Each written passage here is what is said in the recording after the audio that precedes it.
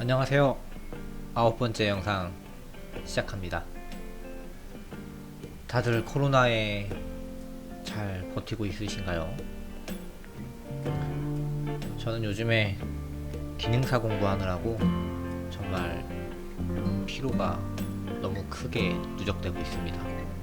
하물며 저번 주까지는 메인 간선을 풀링하는 작업을 했기 때문에 정말 하루하루 녹초가 돼서 집에 들어와서 또 몇 시간이라도 책 들어본다고 들어보고 또 그 와중에 게임도 몇 판 하고 그러다 보니까 영상을 못 만들게 됐는데, 그래도 간간히 계속 일하면서 영상을 찍어 놓은 게 있어서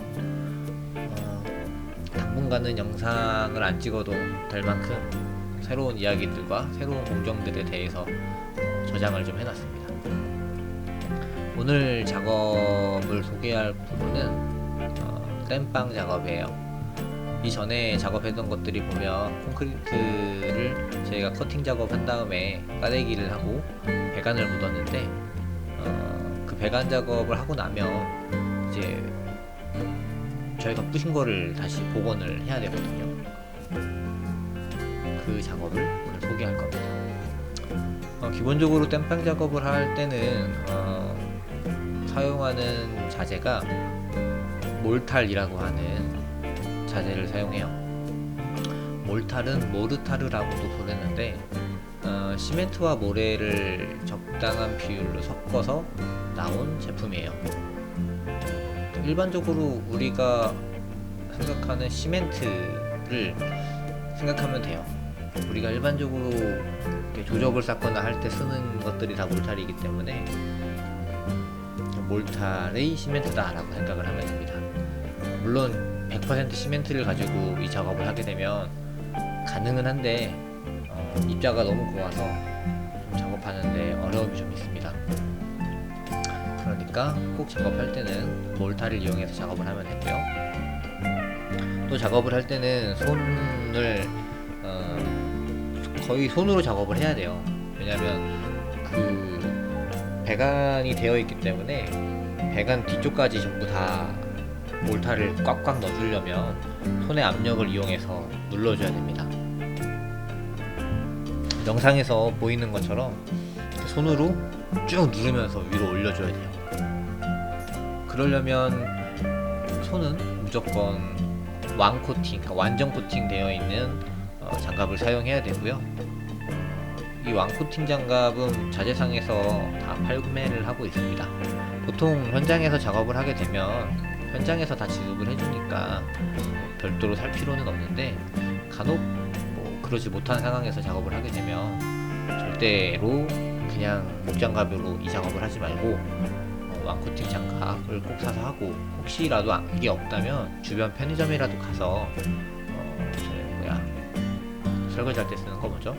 고무장갑, 그 설거지용 고무장갑이라도 쓰고 꼭 착용을 한 상태로 하셔야 돼요. 이게 그대로 손에 묻으면 하나 좋을 게 없습니다. 손이 씻으면 상관없긴 한데 굳이 손에 이 유독성 물질을 묻히면서 일을 할 필요는 없죠. 이 몰탈을 이제 기본적으로 가루로 되어 있어요. 그래서 물하고 섞어서 이거를 이제 적당한 점도로 맞춰서 사용을 해야 되는데, 이게 딱히 정확한 비율이 있지 않습니다. 눈대중 감각인데요. 너무 묽으면 이거를 밀어 넣었을 때 흘러 내려가 버려요. 그리고 너무 빡빡하게 이렇게 되어 있으면 작업을 할 때 원활하게 쭉 밀려 들어가지 않습니다. 아주 적당한 적당한 그 점도를 유지하는 게 포인트고요. 보통은 이 작업을 하고 나면 그 이후에 또 마감 작업이 또 들어가요. 우리가 하지 않고, 예를 들어서 벽체 이 까대기한 벽에 집으로 생각을 하면은 벽지가 붙는다거나 아니면 가벽이 된다거나 아니면 다른 마감재가 부착이 된다거나 이런 작업이 보통 이루어집니다. 그래서 이 작업을 땜빵 작업을 했을 때 마감을 완벽하게 할 필요는 없어요. 다만 이 현장 같은 경우에는 땜빵한 작업한 곳이 그냥 마감이에요. 저 면에다가 그대로 페인트 한번 칠하면 모든 작업이 끝나는 거거든요.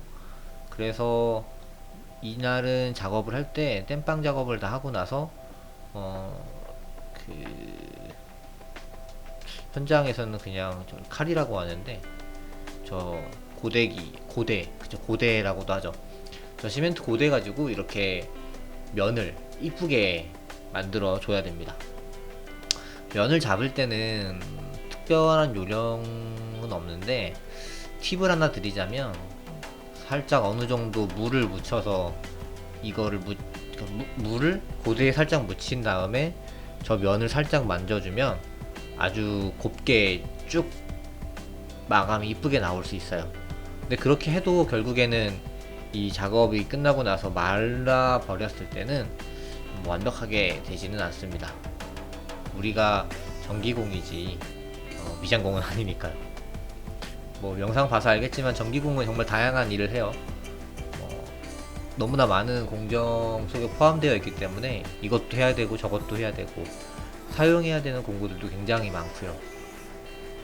그리고 일도 되게 단순하지 않아요. 왜냐면 계속 일이 바뀌니까 이번 주에는 이런 작업을 했는데 다음 주에는 타 공정 스케줄에 맞춰서 그 작업을 해야 되고 또 다른 작업을 해야 되고 이런 일이 계속 반복됩니다. 그래서 이게 적성에 맞으시는 분들은 굉장히 즐거운데 이런 패턴이 힘드신 분들도 계시겠죠. 그냥 나는 한 가지 일만 꾸준히 계속 하는 게 좋다 한다면 전기공보다는 일반적인 미장공이나 조적을 섞는다거나 그런 작업 파트로 가시면 매일 같은 일을 계속 하시게 됩니다. 공간은 바뀌지만 하는 작업의 스타일은 늘 같은 거죠. 해서 숙련공으로 올라가는 시간도 굉장히 짧아져요. 전기 같은 경우에는 이제 그게 너무 방대하죠. 모든 걸 다 알게 될 때까지. 대략 한 10년 정도는 해야 완벽하게 다 알지 않을까요? 일반적으로 말이죠. 간단하게 뭐 선을 묶는 방법만 해도 너무나 많고 아무튼 그렇습니다. 당분간은 제가 이 시험 공부를 하느라 이 영상을 제작하는 데 있어서 기존처럼 전부 다 제 말을 이렇게 타이핑하거나 하지는 못할 것 같아요. 그 작업까지 하면 시간이 너무 오래 걸려서 엄두가 나지 않아요. 그래서 시험이 4월 21일이에요. 그래서 그때까지는 영상 제작되는 것들이 자막이 별도로 없을 예정이고요.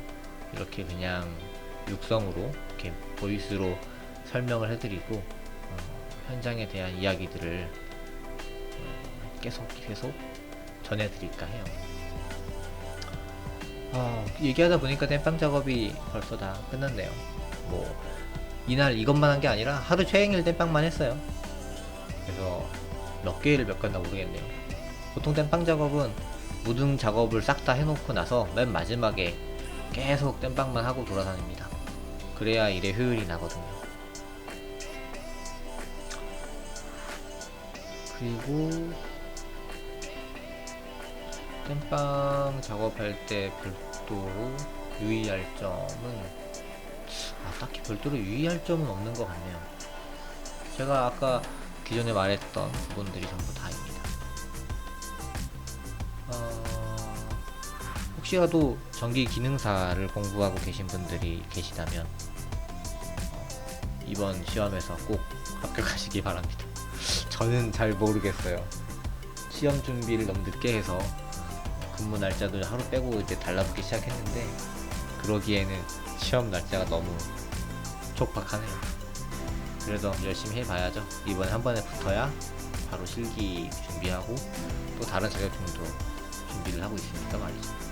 자세한 내용들은 한 번 더 다른 영상들을 할 때 조금씩 이야기를 하도록 할게요. 그러면 오늘은 여기까지 할게요. 빨리 자고 내일 출근해야 돼요. 안녕.